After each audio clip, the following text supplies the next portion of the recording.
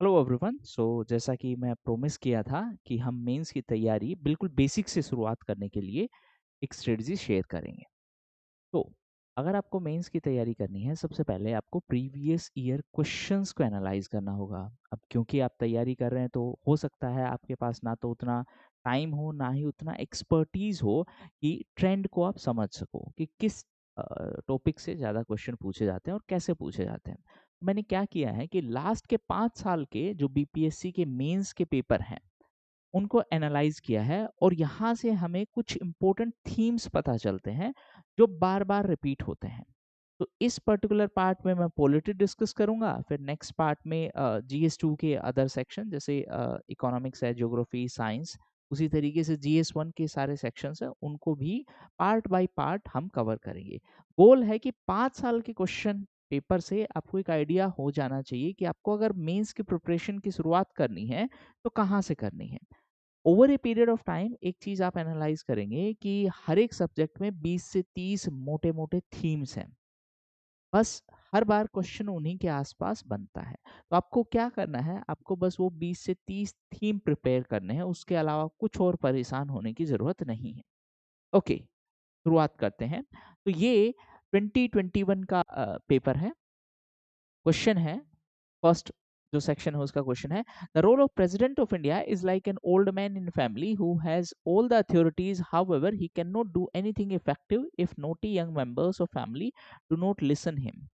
पहले मैं क्वेश्चन को सिंप्लीफाई कर देता हूँ। क्वेश्चन बोल रहा है कि प्रेसिडेंट का रोल है इंडिया के कंटेक्स में, वो ऐसा है कि फैमिली में सबसे सीनियर मेंबर का रोल होता है। पावर सब हैं, लेकिन कुछ नहीं कर सकते अगर जो फैमिली के यंग मेंबर्स हैं, युवा हैं, वो उनकी बात ना सुने तो।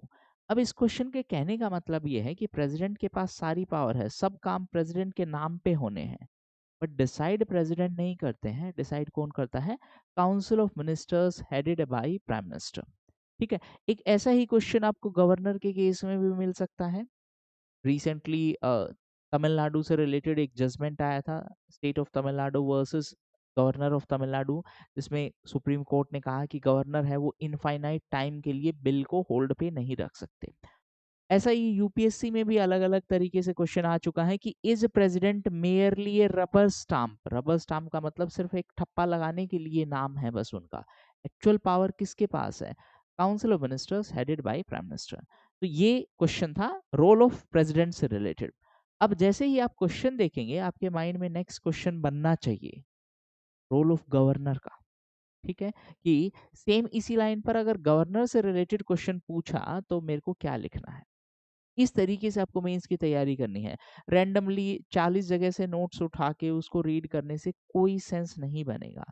आपकी प्रिपरेशन स्ट्रेटजी में अगर बीच में गैप्स होंगे सो कोई सेंस नहीं बनेगा। सिलेबस है, देखिए एक और चीज समझिए, यूपीएससी का सिलेबस है वो थोड़ा सा वेल डिफाइंड है।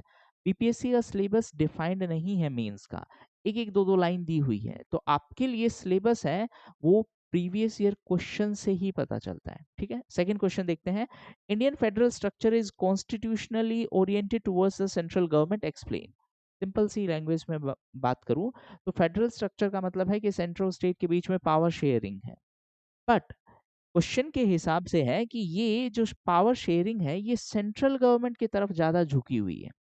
जैसे फॉर एग्जांपल हम बात करते हैं जब भी इंडियन कॉन्स्टिट्यूशन की, तो हम बोलते हैं Indian constitution is a federal but with unitary bias. Unitary बायस का मतलब है सेंट्रल गवर्नमेंट की तरफ टिल्टेड है। इमरजेंसी प्रोविजंस है वो सेंट्रल गवर्नमेंट के हाथ में है। ठीक है, और इसीलिए इस टाइप के कॉन्स्टिट्यूशन को हम बोलते हैं फेडरल सुई जनरलिस। इन ए सिंपल सेंस अलग टाइप का फेडरल स्ट्रक्चर है हमारा, यूएस जैसा फेडरल स्ट्रक्चर नहीं है। एक छोटा सा एग्जांपल, यूएस में जो स्टेट्स हैं वो यूएस को छोड़ना चाहें तो छोड़ सकते हैं। हमारे यहाँ पर ऐसा नहीं है। हमारे यहाँ पर हम एक इंडिस्ट्रक्टेबल यूनियन है। इंडिस्ट्रक्टेबल यूनियन मतलब पूरा देश है उसका बाउंड्री इंडिस्ट्रक्टेबल है, बट स्टेट्स का बाउंड्री है दैट इज डिस्ट्रक्टेबल। तो इससे क्या शो हो रहा है कि पार्लियामेंट है किसी भी स्टेट की बाउंड्री चेंज कर सकती है, नाम चेंज कर सकती है, एरिया चेंज कर सकती है। अब नाम, एरिया, बाउंड्री अगर चेंज हुआ तो फेडरल स्ट्रक्चर नहीं बचा जितना होना चाहिए था। फेडरल का मतलब क्या था कि स्टेट के पास खुद की पावर है, सेंटर के पास खुद की पावर है। यहाँ पे क्या हो रहा है कि पार्लियामेंट है वो किसी भी स्टेट को डिवाइड कर सकती है। जैसे फॉर एग्जांपल बिहार की बात करें तो बिहार को डिवाइड करके झारखंड बना दिया, तो टेक्निकली तो बिहार का पावर ले लिया, उसका एरिया कम कर दिया। तो ये क्वेश्चन बात करना चाह रहा है फेडरल स्ट्रक्चर की। मैं थीम साथ साथ इसलिए लिखता जा रहा हूँ क्योंकि जैसे ही हम नेक्स्ट ईयर में जाएंगे तो आप नोटिस करोगे इसी थीम के अराउंड दोबारा क्वेश्चन पूछा गया है। तो पहले में एक है रोल ऑफ प्रेसिडेंट और दूसरा है फेडरल स्ट्रक्चर। नेक्स्ट क्वेश्चन देखते हैं। द अनइवन डेवलपमेंट, अनइवन मतलब कहीं पे ज्यादा कहीं पे कम, of Indian states has created many socio economic and political problems, critically analyse the statement with special reference to Bihar. ये क्वेश्चन है रीजनल डिस्पैरिटी का। रीजनल डिस्पैरिटी मतलब अलग अलग एरिया में अलग अलग लेवल ऑफ डेवलपमेंट है। अब ये तो बात कर रहा है कि उसकी वजह से सोशियो इकोनॉमिक और पॉलिटिकल प्रॉब्लम्स है। अब जैसे ही आपने क्वेश्चन पढ़ा आपके माइंड में एक और क्वेश्चन आना चाहिए। अभी थोड़े दिन से तमिलनाडु सरकार और बाकी के साउथ इंडियन स्टेट्स हैं, उनका एक आर्ग्यूमेंट है कि डीलिमिटेशन अगर हुआ तो उससे नॉर्थ इंडियन स्टेट्स को फायदा होगा, साउथ इंडियन स्टेट्स को नुकसान होगा। तो वापस से हम एक अलग लेवल की रीजनल डिस्पैरिटी और उनका पार्लियामेंट्री रिप्रेजेंटेशन की बात कर रहे हैं। जैसे ही आप प्रीवियस ईयर क्वेश्चन करोगे आपके माइंड में आना चाहिए कि क्या इसी लाइन पर नेक्स्ट क्वेश्चन फ्रेम किया जा सकता है। ठीक है, ओके। तो ये बात हुई रीजनल डिस्पैरिटी और रीजनल पॉलिटिक्स की। जैसे ही रीजनल डिस्पैरिटी और पॉलिटिकल प्रॉब्लम्स की बात आई आपके माइंड में आना चाहिए रीजनल पॉलिटिक्स या रीजनलिज्म की जो जो स्टेट स्पेसिफिक पार्टीज हैं उनके ऊपर भी क्वेश्चन बन सकता है। ठीक है, नेक्स्ट क्वेश्चन है the parliament of India is an effective forum of national integration. तो यहाँ पे रोल ऑफ पार्लियामेंट का क्वेश्चन है कि पार्लियामेंट है वो पूरे देश को यूनाइटेड कैसे रखती है। देखो एक बड़ा बेसिक सा एग्जांपल है, पार्लियामेंट पूरे देश के लिए कानून बनाती है, तो सीधी सी बात है पूरी देश की जो सिक्योरिटी है वो पार्लियामेंट के थ्रू ही इंश्योर्ड होती है। ठीक है, रोल ऑफ पार्लियामेंट। ऐसे ही है जो नेक्स्ट क्वेश्चन आपके माइंड में आना चाहिए, रोल ऑफ स्टेट लेजिस्लेचर, या फिर पार्लियामेंट में भी दो अलग अलग स्ट्रक्चर में क्वेश्चन पूछा जा सकता है, role of Lok Sabha, role of Rajya Sabha. Similarly state पे भी क्वेश्चन पूछा जा सकता है, role of state legislative assembly, role of state और role of upper house of state, जिसको विधान परिषद बोलते हैं, लेजिस्लेटिव काउंसिल। ठीक है, तो ये तो 2021 के क्वेश्चन थे। अगर मैं बात करूं थीम की तो एक प्रेसिडेंट, एक फेडरल स्ट्रक्चर, एक रीजनल डिस्पैरिटी और रीजनल पॉलिटिक्स और रोल ऑफ पार्लियामेंट। ठीक है, अब नेक्स्ट ईयर के क्वेश्चंस देखते हैं 2022 के। क्वेश्चन है the Indian parliament is not a sovereign legislature, it has vast but not unlimited powers. Comment on this statement and highlight as to why the Indian Parliament cannot be equated with British counterpart. Parliament की legislative powers के ऊपर question है। अब देखिए, और इसको UK की parliament से कनेक्ट करना है। छोटा सा एक एग्जांपल के थ्रू बताता हूँ। इंडिया में कॉन्स्टिट्यूशन का डॉक्यूमेंट है वो बल्कि है और रिटर्न कॉन्स्टिट्यूशन है। बल्कि मतलब बहुत बड़ा कॉन्स्टिट्यूशन है। यूके का कॉन्स्टिट्यूशन रिटर्न नहीं है, तो जो यूके की पार्लियामेंट ने बना दिया वो सुप्रीम है। सुप्रीम है इसका मतलब है कि उसके ऊपर कोई क्वेश्चन नहीं है। इंडिया के केस में ऐसा नहीं है, हमारे यहाँ पर कॉन्स्टिट्यूशन सुप्रीम है। ठीक है, अब मान लेते हैं पार्लियामेंट ने कोई कानून बनाया, लेट्स से जो नेशनल जुडिशियल अपॉइंटमेंट कमीशन का कानून बनाया था, ठीक है, उस कानून को जुडिशियल सिस्टम ने क्या कर दिया, अनकॉन्स्टिट्यूशनल डिक्लेयर कर दिया। इसका मतलब पार्लियामेंट सुप्रीम तो नहीं है।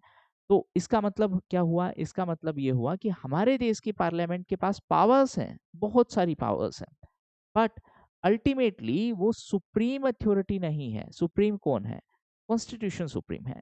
इसीलिए बोलते हैं इंडियन पॉलिटिकल सिस्टम और इंडियन सिस्टम है बेस्ड ऑन कॉन्स्टिट्यूशनल सुपरमेसी। ठीक है, तो ये क्वेश्चन है अबाउट द लेजिस्लेटिव पावर्स। अब यहाँ पर एक और इसी इसी डायमेंशन में एक और एंगल है। जुडिशरी ने कॉन्सेप्ट दिया बेसिक स्ट्रक्चर का। बेसिक स्ट्रक्चर का मतलब क्या है कि these are the core principles of constitution. अब जुडिशरी ने बेसिक स्ट्रक्चर के साथ साथ एक और इंस्ट्रक्शन भी दे दिया, आप पूरे कॉन्स्टिट्यूशन को चेंज कर सकते हो बट बेसिक स्ट्रक्चर चेंज नहीं होना चाहिए। जैसे एनजेक को, नेशनल जुडिशियल अपॉइंटमेंट कमीशन को, जब जुडिशरी ने अनकॉन्स्टिट्यूशनल डिक्लेयर किया तो उसके पीछे ग्राउंड ये था कि that it violate the basic structure. So parliament amend कर सकती है, पावरफुल है, बट अनलिमिटेड पावर्स नहीं है। ठीक है, तो क्वेश्चन का कहना है कि it does not have unlimited powers. वापस से रोल ऑफ पार्लियामेंट या फिर पार्लियामेंट की लेजिस्लेटिव पावर्स। पीछे वाले में भी हमने देखा था क्वेश्चन कि role of parliament in national integration. Okay, तो हमारे देश में कॉन्स्टिट्यूशनल सुप्रीमेसी है, रिटन कॉन्स्टिट्यूशन है, जुडिशियल रिव्यू है और बेसिक स्ट्रक्चर है। ये कुछ लिमिट्स हैं पार्लियामेंट की लेजिस्लेटिव पावर्स पे। नेक्स्ट क्वेश्चन है, discuss the problem of central state relation. Central state relation मतलब क्या? Federal structure. Central state relation in India and its prospectus in future with special reference to Bihar examine as to how the problem can be constructively handled in tune with cooperative federalism। देखो दो तीन terms हैं वो मैं इसके साथ ही बता देता हूँ। क्वेश्चन है फेडरल स्ट्रक्चर का कि जो जो प्रॉब्लम्स है उसको कैसे हम हैंडल कर सकते हैं। कोऑपरेटिव फेडरलिज्म का बेसिक मतलब है cooperation between the different units of federation. That means cooperation between central and state. इसी का एक और टर्म है कॉम्पिटिटिव फेडरलिज्म। कॉम्पिटिटिव फेडरलिज्म का बेसिक मतलब है कि फेडरल यूनिट्स हैं उनके बीच में कंपटीशन है to improve the quality of governance. जैसे एक एग्जांपल देता हूँ, अलग अलग स्टेट्स हैं वो अपने स्टेट में रिफॉर्म कंडक्ट कर रही हैं ताकि ज़्यादा से ज़्यादा इन्वेस्टमेंट आए। उसी तरीके से गवर्नमेंट ऑफ इंडिया भी रिफॉर्म इंश्योर कर रही है। इस चीज़ को हम क्या बोलते हैं? Competitive federalism. और इसी का ही एक और एग्जाम्पल जैसे एस्पिरेशनल डिस्ट्रिक्ट प्रोग्राम है, जिसमें हम बैकवर्ड डिस्ट्रिक्ट्स में बेसिक इंफ्रास्ट्रक्चर बनाने की कोशिश कर रहे हैं और फिर उनको एक रैंक्स दिया जा रहा है। अब आपके पास इंसेंटिव है अपनी परफॉर्मेंस इंप्रूव करने का। ठीक है, इसी के साथ एक और फेडरलिज्म से रिलेटेड जो क्वेश्चन बन सकता है, फिस्कल फेडरलिज्म। ये भी अगेन हमेशा न्यूज में रहता है। इसके पीछे भी आर्ग्यूमेंट वही है, जो साउथ इंडिया के स्टेट्स हैं वो बोलते हैं कि फाइनेंस कमीशन है वो ज्यादा रेवेन्यू अलोकेशन करता है नॉर्थ इंडियन स्टेट्स को। पैसा आता ज्यादा है साउथ इंडिया से लेकिन अलोकेशन ज्यादा होता है नॉर्थ इंडियन स्टेट्स को। इसका काउंटर आर्ग्यूमेंट ये है कि नॉर्थ इंडिया के स्टेट्स बैकवर्ड हैं, अगर उनको ज्यादा पैसा अलोकेट नहीं होगा तो वो बैकवर्ड ही रह जाएंगे और दोनों के बीच में, दोनों मतलब नॉर्थ और साउथ के बीच में जो गैप है वो इंक्रीज होगा, जिसको हम बोलते हैं रीजनल डिस्पैरिटी। तो अगेन क्वेश्चन है फेडरल स्ट्रक्चर पर। तो यहाँ से तीन चार चीजें, एक और क्वेश्चन इसमें वापस बन सकता है वही रिप्रेजेंटेशन इन पार्लियामेंट, क्योंकि अब साउथ इंडिया के स्टेट्स का आर्ग्यूमेंट है कि तमिलनाडु और बाकी स्टेट्स हैं उनका पॉपुलेशन उन्होंने कंट्रोल किया है तो उनका रिप्रेजेंटेशन कम हो जाएगा आफ्टर डिलिमिटेशन। ठीक है, तो वापस से फेडरल स्ट्रक्चर। अब एक और इम्पोर्टेंट चीज, जब आप ये चीजें प्रीलिम्स के लिए पढ़ रहे हो तो जैसे आप पढ़ते हो जस्ट वो वेट फॉर 1 मिनट और ट्राई टू रिकॉल कि इस पे मेंस पे क्वेश्चन बन सकता है क्या, अगर बन सकता है तो किस डायमेंशन में बन सकता है, और अगर बना तो क्या आप उसको आंसर कर पाओगे। पेन पेपर नहीं लेना है, सिर्फ मेंटल फ्रेमवर्क बनाना है। Over a period of time जब आप पढ़ोगे तो आपको रियलाइज होगा कि हाँ, आप हर चीज को हर चीज से कनेक्ट कर सकते हो। जब ऐसा कनेक्शन होगा उस टाइम पर मान लेना कि हाँ, अब आप एक राइट स्ट्रेटजी फॉलो कर रहे हो। अननेसेसरी इंफॉर्मेशन क्रैम करके कुछ नहीं होगा, रैंडम इंफॉर्मेशन क्रैम करके कुछ नहीं होगा, है ना। क्रैम क्यों क्यों बोल रहा हूँ मैं, क्योंकि होता क्या है कि स्टूडेंट को नहीं पता है। यूजुअली स्टूडेंट को बताया जाता है कि सब कुछ सिलेबस में है, बट ऐसा नहीं है। सिलेबस में भी कुछ प्रायोरिटी एरियाज हैं जिन पर आपको ज्यादा फोकस करना है। ठीक है, ओके। थर्ड क्वेश्चन की बात करते हैं, account for the emergence of regional political parties in India. देखो थोड़ी देर पहले जो लास्ट ईयर क्वेश्चन था उसमें ये था कि डिफरेंट लेवल ऑफ डेवलपमेंट है और इसी के लिए डिफरेंट पॉलिटिकल इश्यूज बन गए। यहाँ पे उसी का एक एक्सटेंशन है regional political parties in India. इसी को हम बाद में फिर एक और डायमेंशन की बात कर सकते हैं कि कोलिशन गवर्नमेंट है। जो कोलिशन गवर्नमेंट का बेसिक मतलब क्या है कि अलग अलग पार्टीज है वो मिलके सरकार बना रही हैं। क्यों ऐसी सरकार बनाने की जरूरत पड़ी? क्योंकि किसी एक पर्टिकुलर पॉलिटिकल पार्टी को मेजोरिटी नहीं मिली। क्यों नहीं मिली? क्योंकि हर एक रीजन में अलग अलग पार्टीज आ गई हैं, इसीलिए किसी एक के पास में इतना मेजोरिटी नहीं है कि वो सरकार बना पाए। तो यहां से आपने तीन चीजें देखी, रीजनल डिस्पैरिटी। अब इस रीजनल डिस्पैरिटी के चलते, डिस्पैरिटी मतलब है इनइक्वालिटी, इसके चलते होगा क्या कि वहां के जो लोकल लोग हैं, वहां की लोकल पार्टीज हैं, वो इसके खिलाफ आवाज उठाएंगी तो रीजनल पॉलिटिक्स होगा। रीजनल पॉलिटिक्स से होगा क्या कि जब इलेक्शन होंगे तो किसी एक पर्टिकुलर पार्टी के पास पूरे वोट्स या मेजोरिटी नहीं आएगी, तो सरकार कैसे बनेगी? कोलिशन गवर्नमेंट से। ठीक है। Do you think the existence of regional political party is good for satisfying regional aspirations and national unity? अगर आपको याद हो, पहले क्वेश्चन में मतलब लास्ट जो ईयर का क्वेश्चन था कि पार्लियामेंट का रोल है नेशनल यूनिटी में क्या है, उसी का एक एक्सटेंडेड डायमेंशन है कि अगर रीजनल पॉलिटिकल पार्टी एमर्ज होती हैं तो क्या वो नेशनल यूनिटी को थ्रेटन करती हैं? आपको आर्ग्यूमेंट देना है, यस और नो, डिपेंडिंग ऑन आपके पास कितने पॉइंट्स हैं। ठीक है। Give reason in support of your answer. आप नो भी कर सकते हो, यस भी कर सकते हो, बट आपको उसके लिए पॉइंट्स लिखने हैं। अब इससे देखिए आपके पास में ये क्वेश्चन टेक्निकली पहले आ चुका है दो अलग अलग पार्ट में। हमने एक पार्ट में बात की कि पार्लियामेंट है वो नेशनल यूनिटी के लिए क्या रोल प्ले करती है, और दूसरा पार्ट हम डिस्कस कर चुके हैं कि रीजनल डिस्पैरिटी की वजह से लोकल पॉलिटिक्स होगा। ठीक है, ये बात होगी सेकंड 2022 वाले की। ओके, नेक्स्ट क्वेश्चन है, an independent judiciary having the power of judicial review is salient feature of the constitution of India. Do you think judicial activism has further added to the powers of supreme court? Explain with example. दो चीजें, ये भी question actually previous question का extension है। Previous question ने कहा कि parliament के पास पावर तो है, अमेंड करने की पावर है, लेजिस्लेटिव पावर्स हैं, लेकिन अनलिमिटेड नहीं है।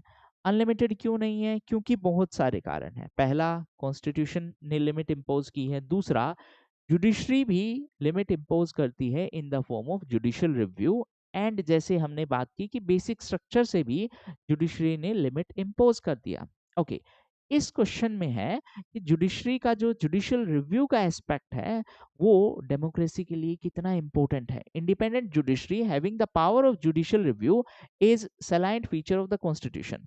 अगर जुडिशरी इंडिपेंडेंट नहीं होगी तो सीधी सी बात है वो जुडिशियल रिव्यू सही से नहीं कर पाएगी, और अगर वो सही से नहीं कर पाएगी तो पार्लियामेंट है वो फंडामेंटल राइट्स हैं उनको चेंज कर सकती है, या फिर जो कॉन्स्टिट्यूशन का कोर है उसको चेंज कर सकती है। तो पार्लियामेंट पे लिमिट लगाने के लिए हमें क्या चाहिए? इंडिपेंडेंट जुडिशरी चाहिए। ठीक है, ये क्वेश्चन उसी की बात कर रहे हैं। क्वेश्चन का दूसरा पार्ट है, do you think judicial activism has added to the power? Judicial activism का मतलब है judiciary is acting as a activist. Activist का मेन काम क्या है कि ये अभी तक आपके पावर में नहीं था। एक छोटा सा एग्जांपल है, जैसे हमने बात की right to privacy. Right to privacy हमारे कॉन्स्टिट्यूशन में मेंशन नहीं है, बट जुडिशियल सिस्टम ने पुट्टा स्वामी केस में कहा कि right to privacy is inherent part of right to life and liberty, ना 21 का इनहेरेंट पार्ट है। ओके, उसी तरीके से अभी वाला जो गवर्नर का केस था उसमें भी सुप्रीम कोर्ट ने टेक्निकली ऐसा इंस्ट्रक्शन दिया है जो काम कॉन्स्टिट्यूशन में होना चाहिए था थ्रू लेजिस्लेटिव रूट। इस चीज को हम बोलते हैं जुडिशियल एक्टिविज्म। जैसे for example, another example, judiciary ने अनाउंस किया कि एनसीआर रीजन में पटाखे अलाउड नहीं है, ये भी जुडिशियल एक्टिविज्म है। ठीक है, उसके बाद जुडिशरी ने लेट्स से अनाउंस किया कि एनजेएसी है, जुडिशियल सिस्टम ने एनजेएसी को अनकॉन्स्टिट्यूशनल डिक्लेयर कर दिया। यहाँ पर भी एक्टिविज्म है, क्योंकि टेक्निकली जो कानून पार्लियामेंट ने बनाया है उसको रिव्यू करना जरूरी है। अगर रिव्यू नहीं करेंगे तो पार्लियामेंट है वो बेसिकली वो सुप्रीम हो जाएगी। सुप्रीम होने का मतलब है कि वो फंडामेंटल राइट्स हैं उनको चेंज कर सकते हैं। ठीक है, तो यहाँ पे ये दो पार्ट्स हैं। ओके, इसमें हम बात करें independent judiciary, judicial review, judicial activism. इसी के कंटेक्स्ट में एक और क्वेश्चन बन सकता है जो रिसेंटली कंट्रोवर्सी हुई उसी में, ए ट्रांसपेरेंसी इन जुडिशियल सिस्टम। ठीक है, जुडिशरी इंडिपेंडेंट होना जरूरी है, लेकिन क्या जजेस का अपॉइंटमेंट प्रोसेस ट्रांसपेरेंट है? थोड़े दिन पहले एक जज साहब के घर पे कैश पाया गया, तो वहां से ट्रांसपेरेंसी और अकाउंटेबिलिटी का एक क्वेश्चन बन सकता है। उसके अलावा एक और क्वेश्चन बन सकता है जुडिशियल ओवररीच का। देखिए, जुडिशियल एक्टिविज्म है, एक्टिविज्म का मतलब है judiciary is acting as a activist. अब इसी में जुडिशरी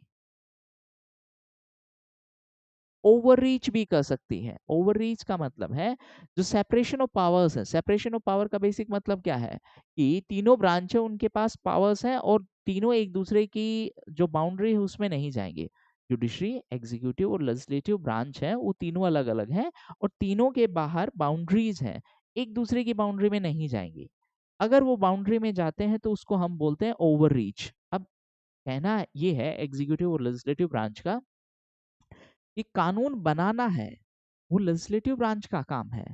अगर जुडिशियल सिस्टम ये डिसाइड करेगा तो ये जुडिशियल ओवररीच है। तो आपके लिए नेक्स्ट 71st के लिए टॉपिक क्या हो गया, जुडिशियल ओवररीच क्या है, ट्रांसपेरेंसी इन जुडिशियल सिस्टम है, जुडिशियल अकाउंटेबिलिटी के क्या क्या मैकेनिज्म है। देखिए अभी अगर जजेस को अकाउंटेबल इंश्योर करना है दो दो मेजर तरीके हैं। एक है इम्पीचमेंट जो कि खुद एक बहुत कॉम्प्लेक्स प्रोसेस है। दूसरा in house inquiry. In house का मतलब है जुडिशरी खुद एक इंक्वायरी कमेटी सेटअप करेगी थ्रू जो चीफ जस्टिस ऑफ इंडिया है। अब इसका क्रिटिसिज्म ये है कि जज के अगेंस्ट इंक्वायरी होनी है और जुडिशियल सिस्टम ही डिसाइड करेगा कि वो इंक्वायरी कैसे होनी है। तो यहाँ पर भी जो चैलेंज है, जो क्रिटिसिज्म है वो ये है कि there is lack of transparency. ठीक है, तो ये क्वेश्चन हुए 2022 वाले। हाँ, अब बात करते हैं 2023 के पेपर की। तो 2023 के पेपर में जो क्वेश्चन था, थोड़ा सा क्वेश्चन पैटर्न चेंज हुआ है। देखिए यहाँ पे अगर हम बात करें 38 मार्कर क्वेश्चन थे, 38 मार्कर, 38 मार्कर और 38 मार्कर। ठीक है, लेकिन 23 में पैटर्न चेंज हो गया, छोटे जो क्वेश्चन है वो भी आने लगे। अब इसके लिए एक बेसिक रूल ये है कि जितने मार्क का क्वेश्चन है लगभग उससे 10 गुना वर्ड्स लिखिए। जैसे अगर 8 मार्कर है तो इसको 80 से 100 वर्ड्स में खत्म करिए, 38 मार्कर है तो उसको लगभग 400 से 450 वर्ड्स में खत्म करिए। ठीक है, अब क्वेश्चन है analyse critically the dynamic secularism in India. Secularism पे क्वेश्चन है। अब जैसे ही सेक्युलरिज्म की बात आएगी आपके माइंड में आना चाहिए यूसीसी, यूनिफॉर्म सिविल कोड। ठीक है, तो इस तरीके से आप हर चीज को कनेक्ट करते जाएंगे। नेक्स्ट क्वेश्चन है regional politics play its role in India. अब देखिए लास्ट के 2 साल से उस पर क्वेश्चन आ रहा था, तो अगर आप एनालाइज ही नहीं करेंगे तो आपको पता ही नहीं कि कौन से टॉपिक रिपीट हो सकते हैं। अगर एक भी क्वेश्चन रिपीट होता है, एक भी थीम रिपीट होता है, वो जो आप ऑलरेडी प्रिपेयर कर चुके हो अच्छे से, इसका मतलब है कि उस क्वेश्चन के आंसर में आपका आंसर नॉर्मल या एवरेज नहीं होना चाहिए, it should be better than average, और यहीं पर आपको एक एज मिलेगा। देखिए जो क्वेश्चन अनप्रेडिक्टेबल है उसमें सबका हालत मोरलेस सेम रहता है और उस क्वेश्चन में आपको ज्यादा नुकसान नहीं होगा। लेकिन जो क्वेश्चन पहले से पूछा गया है उस क्वेश्चन के लिए जिसने मेंस के लिए ये पीवाईक्यू एनालाइज किए हैं वो वेल प्रिपेयर्ड है। आप रैंडम आंसर लिखेंगे, एवरेज आंसर लिखेंगे, लेकिन यहाँ पर वो कैंडिडेट जिसने एनालिसिस किया है उसका आंसर बेटर देन एवरेज होगा और यहीं पर मार्क्स का डिफरेंस भी होगा। ठीक है, नेक्स्ट क्वेश्चन है the positive direction in the constitution of India are a character of social and economic democracy in India, explain with example। Positive direction basically means कि अफर्मेटिव एक्शन जिसको हम बोलते हैं, जैसे फॉर एग्जांपल रिजर्वेशन है, that is affirmative action. हम reservation क्यों दे रहे हैं, ताकि जो डिसएडवांटेज्ड सेक्शन है, जो वल्नरेबल सेक्शन है, उनको भी हम अपॉर्चुनिटी प्रोवाइड कर सके उनके होलिस्टिक डेवलपमेंट के लिए। ठीक है, तो यहाँ पे अफर्मेशन, पॉजिटिव अफर्मेशन, रिजर्वेशन। अब इसी रिजर्वेशन से रिलेटेड आपका जो क्वेश्चन बन सकता है कि गवर्नमेंट ऑफ इंडिया ने कहा है कि कास्ट को हम इंक्लूड करेंगे नेक्स्ट सेंसस में। इंटेंशन क्या है, इंटेंशन ये है कि हम पॉलिसी फॉर्मुलेशन उसके हिसाब से कर पाए, लोगों को रिप्रेजेंटेशन दे पाए उनके हिसाब से। जैसे फॉर एग्जांपल वुमेन रिप्रेजेंटेशन के लिए थर्ड ईयर में प्रोविजंस अनाउंस कर दिए। ठीक है, उसी तरीके से जो बैकवर्ड कम्युनिटीज हैं जिनको प्रॉपर रिप्रेजेंटेशन नहीं मिला हुआ है उनको भी रिप्रेजेंटेशन मिले। अब ये कैसे डिसाइड होगा कि आप प्रॉपरली रिप्रेजेंटेड नहीं हो, उसके लिए हमें क्या चाहिए, उसके लिए हमें डेटा चाहिए। जो डेटा अभी हमारे पास कास्ट का है वो 1931 वाले सेंसस का है, जो कि ओब्वियसली बहुत पुराना है। तो गवर्नमेंट का आर्ग्यूमेंट है हमें नया डेटा चाहिए और उस डेटा से हम इंश्योर करेंगे कि जो कम्युनिटीज है उनका प्रॉपर रिप्रेजेंटेशन हो। ठीक है, तो यहाँ से आपका नेक्स्ट वाला पार्ट भी बनेगा। नेक्स्ट है explain the judicial review jurisdiction of supreme court. अब ये क्वेश्चन एक्चुअली पुराने वाले क्वेश्चन का छोटा वर्जन है और फिर आप लोग बोलते हो कि बीपीएससी में पेपर लीक नहीं होता है। ये वाला तो ओपनली लीक हो रहा है, मतलब पहले से आपको पता चल रहा है कि ये वाला टॉपिक रिपीट हो सकता है। तो कोशिश ये करो कि जितने भी सब्जेक्ट का आप मेंस प्रिपेयर करो, हर एक सब्जेक्ट का पीवाईक्यू आपकी फिंगर टिप्स पे होना चाहिए। एक और इम्पोर्टेंट अनाउंसमेंट मैं यहीं पे कर दे रहा हूँ ए PYQ, ये हम 5 ईयर एनालिसिस कर रहे हैं। दूसरा, इन PYQ का आपको मॉडल आंसर भी करेंगे, मॉडल आंसर डिस्कस करेंगे। ये दोनों चीजें आपको फ्री ऑफ कॉस्ट यूट्यूब पे मिलेंगी। इसके अलावा आपको कुछ नहीं करना है मेंस के लिए, सिर्फ थीम सेलेक्ट करो, उनका अच्छे से प्रिपरेशन करो, और बाकी का जो पार्ट होना है वो करंट अफेयर्स का होना है, जो करंट अफेयर्स भी आपको इसी चैनल पर मिल जाएंगे।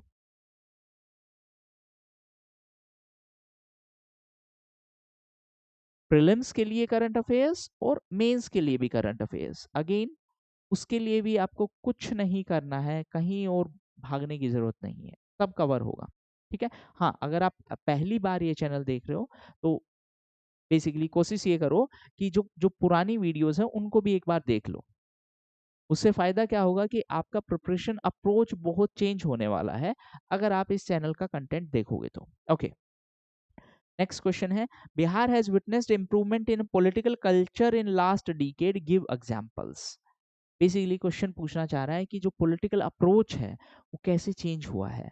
पहले पॉलिटिकल अप्रोच क्या था, जैसे फॉर एग्जांपल एक एक कॉन्सेप्ट है कि बिहार में पॉलिटिकल पार्टीज की वजह से बिहार बैकवर्ड रहा है। कैसे, अगेन किसी पर्टिकुलर पार्टी का आपको नाम नहीं लेना है। जैसे फॉर एग्जांपल, पहला जो बेसिक ऑब्जेक्टिव था कि कास्टिज्म की वजह से होता क्या है कि जो रियल इश्यूज हैं उन पे फोकस नहीं होता और कास्ट बेस्ड डिवीजन होता है सोसाइटी में। ठीक है। अगेन यहाँ पे भी हम बात कर रहे हैं role of caste in politics, या फिर जिसको बोलते हैं पॉलिटिसाइजेशन ऑफ कास्ट। तो इसको मैं यहाँ पे लिख देता हूँ, रोल ऑफ कास्ट। ठीक है। इसी से एक और क्वेश्चन बन सकता है कि the involvement of caste in census may lead to politicisation of caste, do you agree, substantiate. तो किसी भी टाइप के डायमेंशन के क्वेश्चन बन सकते हैं। आपके माइंड में कॉन्सेप्चुअल क्लैरिटी ये होनी चाहिए कि ये थीम पहले आ चुका है, तो there is a high chance फिर वापस इसी डायमेंशन में एक और एक्स्ट्रा क्वेश्चन बन सकता है। ठीक है। Next question is, paramountcy of national interest is enshrined in the zonal council in country। पहली जो हमने 21 का क्वेश्चन डिस्कस किया था, 2021 का, role of parliament in ensuring national integration. अब उसी का ही काइंड ऑफ एक्सटेंडेड वर्जन है कि नेशनल इंटरेस्ट मतलब सोचना किसका है, देश का सोचना है through zonal council. Zonal council मतलब हर एक जोन के लिए काउंसिल बनाई है हमने। ठीक है। आपके लिए एक होमवर्क भी है, फाइंड आउट कि कितना जोनल काउंसिल है और उसमें से मोस्ट रीसेंट कौन सा है। ठीक है। Okay, examine critically the nature and working of zonal council in India in the light of above statement, कि किस तरीके से जोनल काउंसिल है वो नेशनल इंटरेस्ट की ऊपर फोकस करने के लिए बनाई गई है। ठीक है। तो यहाँ पे देखिए एक इंपॉर्टेंट चीज, जोनल काउंसिल के पीछे का ऑब्जेक्टिव ये है कि उस पर्टिकुलर जोन के जो चीफ मिनिस्टर्स हैं वो मिलेंगे और सेंट्रल गवर्नमेंट अथॉरिटीज के साथ मिलकर वो उन इश्यूज को रिजोल्व करने की कोशिश करेंगे जो उस पर्टिकुलर जोन से रिलेटेड है। इसी तरीके से हम हर जोन का अगर इशू डिस्कस करेंगे तो सीधी सी बात है हम नेशनल इंटीग्रेशन की बात कर रहे हैं, पहली बात तो। दूसरा, इससे हम नेशनल इंटरेस्ट है उनको भी सर्व कर पाएंगे। नेक्स्ट क्वेश्चन है, caste play a role in Indian politics. थोड़ी देर पहले ही हमने बात की है caste and politics. There is a change in functioning over decade, that means caste का जो रोल हुआ है वो चेंज हुआ है। अब सिर्फ एक एक चीज देखो, पीछे पीछे वाला क्वेश्चन है वो भी सेम इसी लाइन पर है। इससे पहले भी एक क्वेश्चन,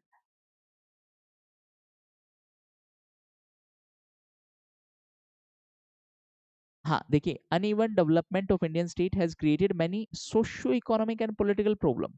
डिस्पैरिटी, डिस्पैरिटी जहां पे ज्यादा होगी वहां पे रीजनल पॉलिटिक्स का रोल आएगा, रीजनल पॉलिटिक्स में कास्ट का रोल आएगा। क्यों आएगा? क्योंकि रीजनल पॉलिटिक्स में उनको नेशनल मुद्दे नहीं बनाने हैं, उस पर्टिकुलर स्टेट के मुद्दे बनाने हैं। और easiest way to mobilise masses is either on the basis of religion और on the basis of caste. तो क्वेश्चन है कि over a period of time caste का जो रोल है वो कैसे चेंज हुआ है। ठीक है। ओके। हाँ, How do you look at its changing role over the last many decades? Does the logic of development subside the character of caste?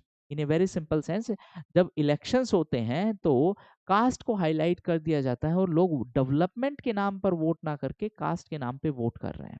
ठीक है, again role of caste in politics. Next question is, Election Commission of India has played an important role in conducting the elections.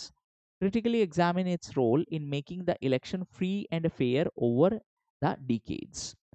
Complement your answer with reference to the conduct of elections in pre-session, TN session जो कि former chief election commissioner रहे थे, and post session era in Bihar. How does it contribute to the strengthening of democracy? दो important चीजें हैं। हम बार बार बोलते हैं इंडिया एक डेमोक्रेसी है। डेमोक्रेसी का पहचान क्या है? डेमोक्रेसी का पहचान है वी द पीपल।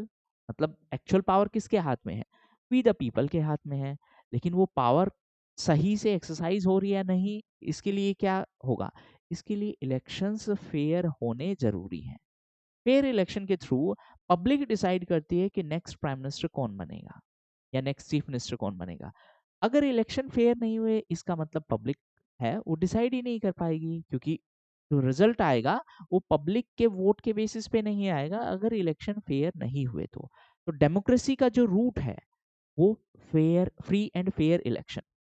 ठीक है, अब बात करते हैं जो सेकंड पार्ट है। अगेन ये तो डेमोक्रेसी का प्रिंसिपल है, बेसिक स्ट्रक्चर डॉक्ट्रिन का एक कीवर्ड है। एक और इंपॉर्टेंट असाइनमेंट है आपके लिए, बेसिक स्ट्रक्चर डॉक्ट्रिन के जो कीवर्ड्स हैं, सिर्फ इमेजिन करना है आपको। हर एक कीवर्ड के ऊपर एक क्वेश्चन बना के देखो कि मेंस में अगर क्वेश्चन आएगा तो क्या क्वेश्चन आ सकता है। आपका पूरा पॉलिटिकल सिलेबस खत्म हो जाएगा सिर्फ इसी पॉइंट से। बेसिक स्ट्रक्चर के जितने भी कीवर्ड्स हैं सब के ऊपर मेंस का एक क्वेश्चन बनाओ, मेंटल फ्रेमवर्क बनाओ, काम खत्म। बट ये जितना आसानी से मैं बोल रहा हूँ, ऑफ कोर्स उतना आसानी से आपसे नहीं होगा, एफर्ट लगेंगे, बट ये वाले एफर्ट आपको रिजल्ट देंगे। ओके, सेकेंड है complement your answer with reference to the conduct of election in pre Seshan and post Seshan. See, TN Seshan जो कि फॉर्मर चीफ इलेक्शन कमिश्नर थे। अब देखिए, उनसे पहले होता क्या था, सिर्फ एक इलेक्शन कमिश्नर होता था और वो इस टाइप के पर्सनालिटी थे कि उन्होंने नो नॉनसेंस अप्रोच फॉलो किया था। पॉलिटिक्स, अननेसेसरी पॉलिटिसाइजेशन नहीं होने दिया था इलेक्शन कमीशन का। इसके लिए बाद में सरकार को क्या करना पड़ा? सरकार को दो और इलेक्शन कमिश्नर इंट्रोड्यूस करने पड़े। बेसिकली हुआ क्या है, अब अगर आप इलेक्शन कमीशन का कंपोजिशन देखेंगे तो एक चीफ इलेक्शन कमिश्नर है और दो इलेक्शन कमिश्नर्स हैं। तो ये स्ट्रक्चर वहां से चेंज होना शुरू हुआ है। ठीक है, इसी में फिर एक और वापस से, जैसे हमने बात की पॉलिटिसाइजेशन ऑफ कास्ट, उसी तरीके से एक और क्रिटिसिज्म है पॉलिटिसाइजेशन ऑफ इलेक्शन कमीशन। अब देखिए यहाँ पे इश्यू क्या था, इसी से मैं जुडिशियल एक्टिविज्म की भी एक बात कर लेता हूँ। पहले इलेक्शन कमीशन और इलेक्शन कमीशन के मेंबर्स, उनका अपॉइंटमेंट सिर्फ सेंट्रल गवर्नमेंट के थ्रू होता था, मतलब अपोजिशन, लीडर ऑफ अपोजिशन, इन सब का इन्वॉल्वमेंट नहीं था। सुप्रीम कोर्ट ने अनूप बर्नवाल केस में जजमेंट दिया कि इसमें बाकी लोगों का भी इन्वॉल्वमेंट होना चाहिए। अब अपॉइंटमेंट कैसे हो रहा है, तो सरकार ने 2023 में एक एक्ट बनाया, EC and chief election commissioner appointment act 2023। उसमें हुआ क्या है कि एक प्राइम मिनिस्टर होंगे, एक लीडर ऑफ अपोजिशन होंगे और एक चीफ जस्टिस ऑफ इंडिया होंगे। ठीक है, ये वाला एक बार आप क्रॉस चेक कर लेना, इसमें कहीं पे कुछ मिस्टेक तो नहीं है। पॉइंट इज, जुडिशरी ने कहा कि ऐसा होना चाहिए। ये क्या है? Judicial activism. अपॉइंटमेंट प्रोसेस के लिए जो कानून बनाना था, वो कानून एक्चुअली किसके थ्रू बनना था? बनना लेजिस्लेचर के थ्रू था, उनकी मर्जी से। लेकिन इस बार कैसे बना है? On the instructions of the judicial system. तो वो जुडिशियल एक्टिविज्म है और ये पूरा प्रिंसिपल है, ये बोल रहा है कि अगर डेमोक्रेसी नहीं होगी, डेमोक्रेसी कब होगी? जब फ्री एंड फेयर इलेक्शन होगी। ठीक है, नेक्स्ट क्वेश्चन है, discuss the composition and power of the Rajya Sabha and identify its role as a second chamber of parliament. See, Rajya Sabha basically reflect our federal structure. राज्य सभा के members आते कहाँ से हैं? स्टेट से। तो in a very simple sense they represent the voice of states. अब क्वेश्चन है कि उसका कंपोजिशन क्या है, उसकी पावर्स क्या है, and identify its role. Role क्या है राज्यसभा का? तो अगर लोकसभा ने, दैट मीन्स सेंट्रल, लोकसभा का मतलब है कि डायरेक्टली हम सेंट्रल गवर्नमेंट की ही बात कर रहे हैं। तो अगर राज्यसभा नहीं होगा तो सेंट्रल गवर्नमेंट है वो चेंजेस कर सकती है और उसको वापस से नो कहने वाला कोई नहीं होगा। बट राज्यसभा में कौन है? राज्यसभा में स्टेट्स के रिप्रेजेंटेटिव हैं। तो क्वेश्चन है कि इसका क्या सिग्निफिकेंस है? इसका क्रिटिसिज्म भी आप पढ़ सकते हो। इसको कई बार व्हाइट हॉर्स या व्हाइट एलिफेंट भी बोलते हैं, मतलब ये एक बर्डन है। उस तरीके से भी आपको इसको कवर करना है कि इससे रिलेटेड इश्यूज क्या क्या है और इसका स्ट्रेंथ क्या क्या है। सेम ऐसा ही क्वेश्चन है वो आ सकता है, LA versus LC, that is legislative assembly versus legislative council. Okay, हाँ, नेक्स्ट पेपर की बात करते हैं। critically examine the basic structure theory regarding the Indian Constitution। Basic सा क्वेश्चन है। अब इसी में से ही बेसिक स्ट्रक्चर के कीवर्ड्स अगर आपने कर लिए तो आप बाकी के क्वेश्चंस को भी एक साथ एड्रेस कर पाएंगे। Second question, is reservation for economically weaker section justified comment. अब देखिए ये बात कर रहा है अफर्मेटिव एक्शन की, रिजर्वेशन की। थोड़ी देर पहले अगर हम चलें तो क्वेश्चन था the positive direction in the constitution of India are एक character of social and economic democracy in India, कि सरकार ये रिजर्वेशन या इस तरीके की पॉलिसी लाती है तो उससे सरकार इकोनॉमिक और सोशल इश्यूज को भी एड्रेस करने की कोशिश करती है। अब इसमें क्वेश्चन है, is reservation for economically weaker section justified. ठीक है, अब इसी में एक और क्वेश्चन क्या बन सकता है। देखिए रिसेंटली तेलंगाना सरकार ने अनाउंस किया है कि वो शेड्यूल्ड कास्ट के लिए क्रीमी लेयर का कॉन्सेप्ट इंट्रोड्यूस करेंगे। क्रीमी लेयर का बेसिक मतलब समझते हैं पहले। लेट्स से शेड्यूल्ड कास्ट है, अब ऐसा तो नहीं कि शेड्यूल्ड कास्ट में सब लोग सेम सिचुएशन पे हो।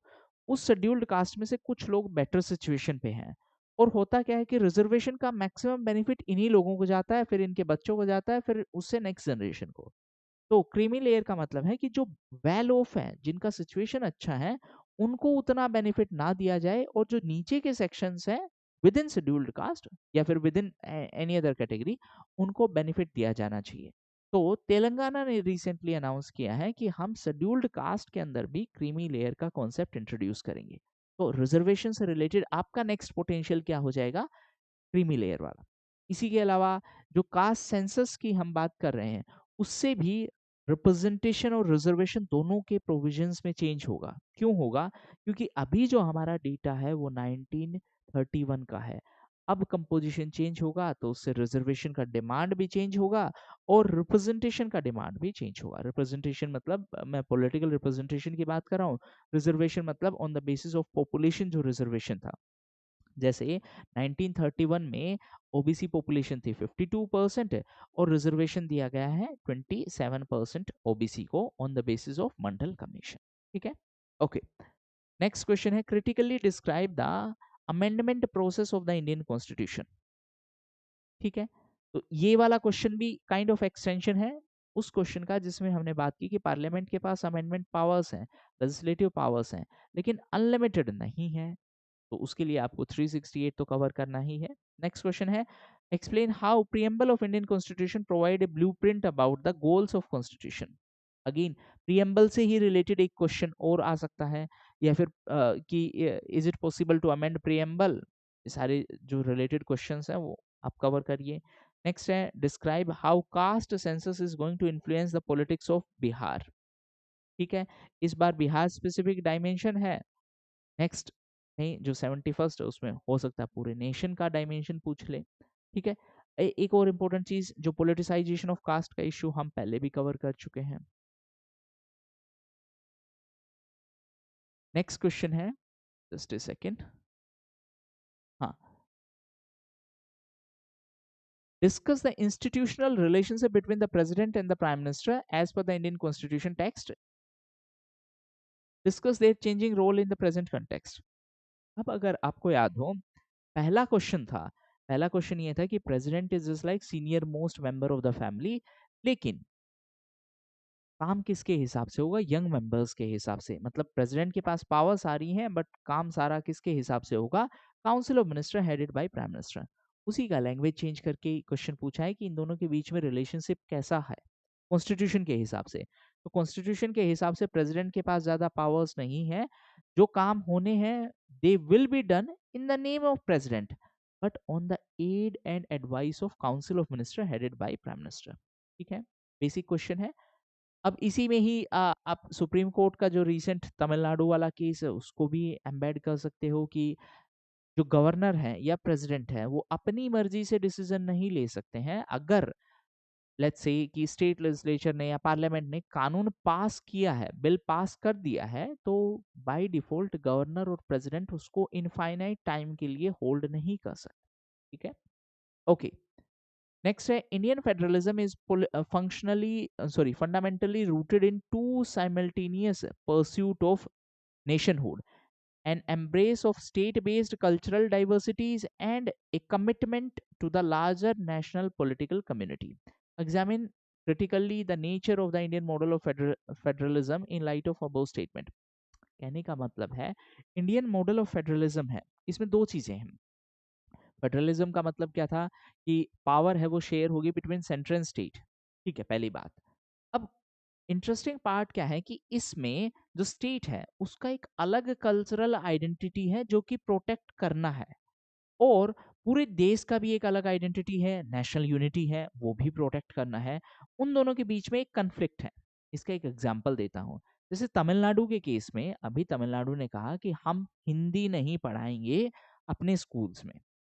सेंट्रल गवर्नमेंट ने कहा कि नेशनल एजुकेशन पॉलिसी है उसके हिसाब से थ्री लैंग्वेज फॉर्मूला है। थ्री लैंग्वेज का मतलब है एक आप रीजनल लैंग्वेज, तमिलनाडु के केस में जो कि तमिल हो गई, इंग्लिश और हिंदी पढ़ाएंगे। तमिलनाडु ने कहा कि हम हिंदी इम्पोज नहीं करेंगे, हमारा तमिलियन जो कल्चर है उसके हिसाब से सिर्फ तमिल और इंग्लिश पे हम फोकस करेंगे। तो यहाँ पे कन्फ्लिक्ट है, state identity versus national identity.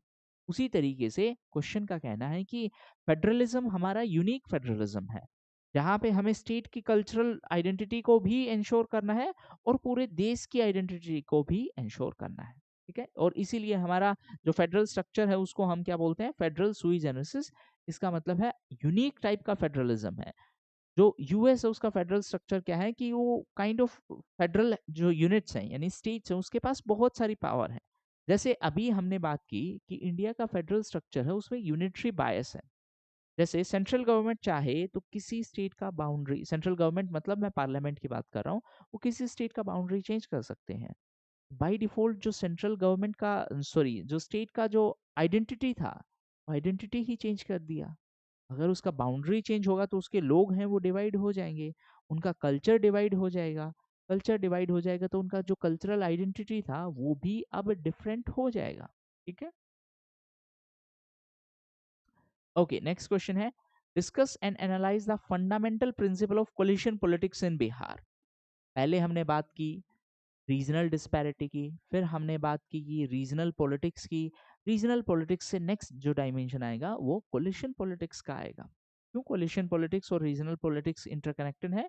Regional politics का मतलब है कि रीजनल पार्टीज हैं अब वो एमर्ज हो रही हैं, वो जीत रही हैं। तो इसका मतलब सेंट्रल लेवल पे कोई ऐसी पार्टी नहीं है जिसके पास कंप्लीट मेजोरिटी हो, तो सरकार बनाने के लिए क्या करना पड़ेगा? जो रीजनल पार्टीज हैं उनका साथ लेना पड़ेगा। इसी चीज को हम क्या बोलते हैं? कोलिशन पॉलिटिक्स बोलते हैं। From the point of view of fulfilment of national interest, again national unity versus regional interest, वापस से वही वाला डायमेंशन आ गया कि जब हम रीजनल पॉलिटिक्स की बात करते हैं तो उनका मेन फोकस है उनके रीजन का इंटरेस्ट। जब हम सरकार सेंट्रल गवर्नमेंट पे बनाएंगे तो हमारा फोकस क्या होना चाहिए? National interest. तो ये क्वेश्चन है कि कोलिशन पॉलिटिक्स से नेशनल इंटरेस्ट पे क्या इम्पैक्ट होगा। ठीक है, नेक्स्ट है इल्यूसिडेट and evaluate the local government and it's working from the point of view of empowerment of Panchayat Raj and city institutions with example of the grassroots level in Bihar।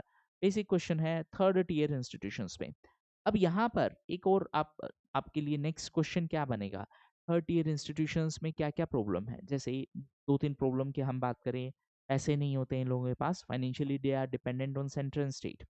दूसरा major problem क्या है कि proxy representation है। Proxy representation मतलब female है on paper female sarpanch है या female elected है, बट जो पावर है they are exercised by the male counterpart. ठीक है, तो ये सारे इश्यूज हैं। अब थर्ड टीयर इसलिए इंपॉर्टेंट है क्योंकि जब हम बोलते हैं वी द पीपल मतलब अल्टीमेट जो पावर है वो लोगों के हाथ में है, और लोगों के सबसे पास में कौन सा टीयर है? देखिए, फर्स्ट टीयर हम बोलते हैं सेंट्रल गवर्नमेंट को, सेकंड टीयर हम बोलते हैं स्टेट गवर्नमेंट को, थर्ड टीयर हम बोलते हैं लोकल गवर्नमेंट को। तो सबसे पास में लोगों के पास में कौन है? लोकल गवर्नमेंट है। तो इसीलिए इनका स्ट्रेंथ होना और इनका स्ट्रांग होना जरूरी है। उसी चीज में हम एक्चुअल लेवल पे ग्रास रूट डेमोक्रेसी बोलेंगे। ग्रास रूट डेमोक्रेसी का मतलब है कि जो लोवेस्ट लेवल है वहां पर डेमोक्रेसी किस वे में लागू की जा रही है।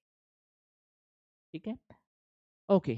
अब बात करते हैं जो रिसेंटली 70th बीपीएससी हुआ था उसके मीन्स की। क्वेश्चन है, article 32 is the heart and soul of the constitution of India, explain. तो यहाँ पे बात आ रही है जुडिशियल रिव्यू की। यहाँ पे एक और बात आएगी, देखिए जहां पर भी जुडिशियल रिव्यू की बात आएगी वहां पर एक और इम्पोर्टेंट चीज है constitutional supremacy.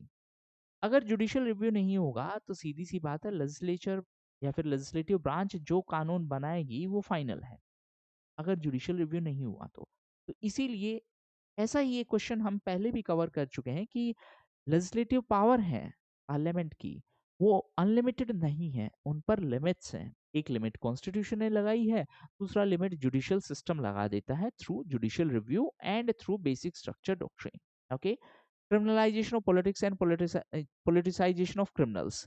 Criminalisation of politics का बेसिक मतलब है कि जो पॉलिटिक्स है उसमें क्रिमिनल्स हैं।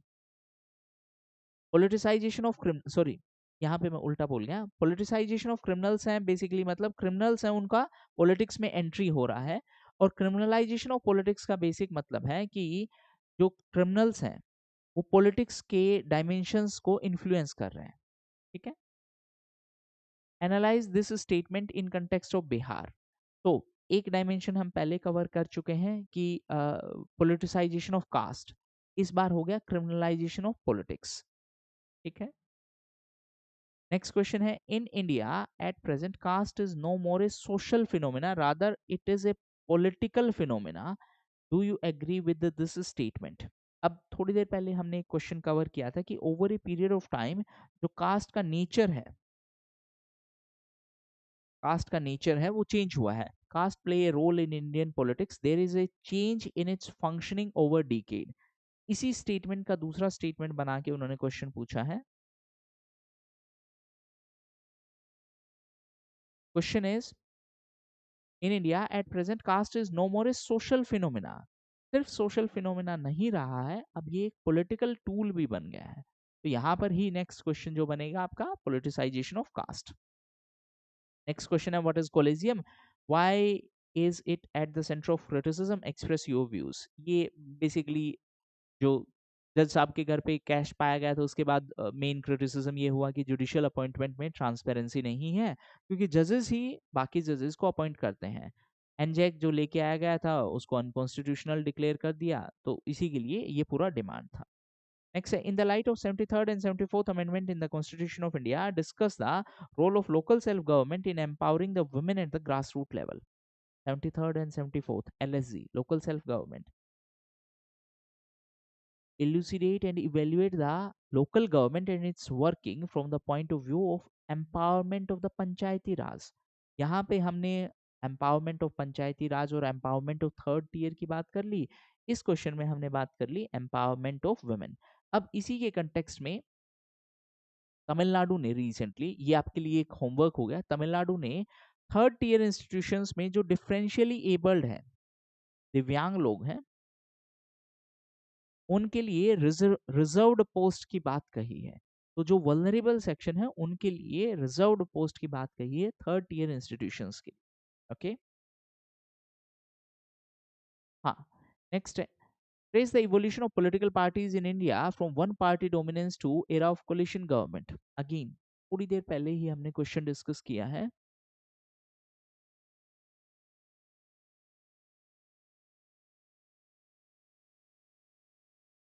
जस्ट ए सेकेंड,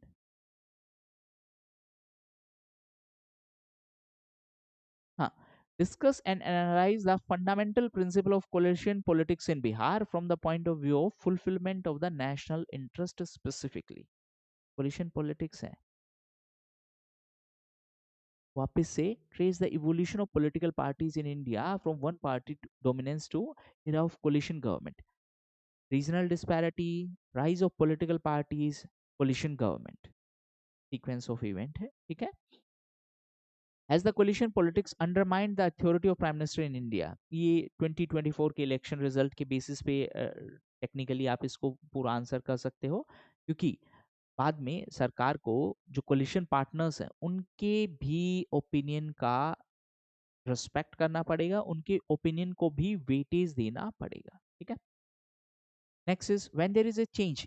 देखिए, जब सरकार है बिना कोलिशन के बनती है तो prime minister is the ultimate authority, but जैसे ही कोलिशन पार्टनर्स होते हैं you need to think about them as well. हाँ, next question is when there is a change in the government at the center, the governor role also change. In the context of this statement, examine the role of governor in India as a link between center and state. Can he in any way act according to his own discretion?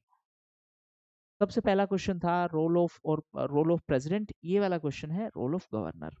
इसके लिए background सीधी सी बात है, अभी जो तमिलनाडु वाला case है वो है, जो कि 8 अप्रैल को जजमेंट आया था. ओके, उसके अलावा भी बहुत सारे और डिस्प्यूट्स हैं. तो बेसिकली आपको जो इंस्टीट्यूशंस है, देखिए विद दिस दो और क्वेश्चन बच, एक और क्वेश्चन है. Beside being a medium of communication, language has also been effective symbol of identity. पहले हमने कवर किया कि जो फेडरल स्ट्रक्चर है उसमें स्टेट्स का आइडेंटिटी है, कल्चरल आइडेंटिटी और नेशनल यूनिटी है. यहाँ पर भी वही है कि लैंग्वेज है that is a symbol of national identity, symbol of identity, cultural identity. Again question का बैकग्राउंड तमिलनाडु वाला डिस्प्यूट है, महाराष्ट्र में 3 लैंग्वेज फॉर्मूला उस पे डिस्प्यूट है. In this light analyse the political impact of linguistic identity in India. ठीक है, again आपको यहाँ पर current affairs, question current affairs basis पे है. तो जैसे जैसे लास्ट के 6 to 8 मंथ्स के जो मोस्ट इंपॉर्टेंट इश्यूज हैं उनको थीम वाइज कवरेज करेंगे. थीम वाइज का मतलब पूरा एक टॉपिक है, उससे रिलेटेड जो पॉसिबल क्वेश्चन बन सकते हैं एक साथ कवर करो. हर एक क्वेश्चन का एक और इम्पोर्टेंट चीज है, पूरा एक क्वेश्चन का थीम का आपके पास सिर्फ एक पेज का नोट्स होना चाहिए. That will be more than sufficient. उससे ज्यादा अगर आप कर रहे हैं, सिर्फ कीवर्ड्स लिखने हैं इस पे, उससे ज्यादा अगर आप कर रहे हैं तो आप अपना टाइम वेस्ट कर रहे हैं. ठीक है.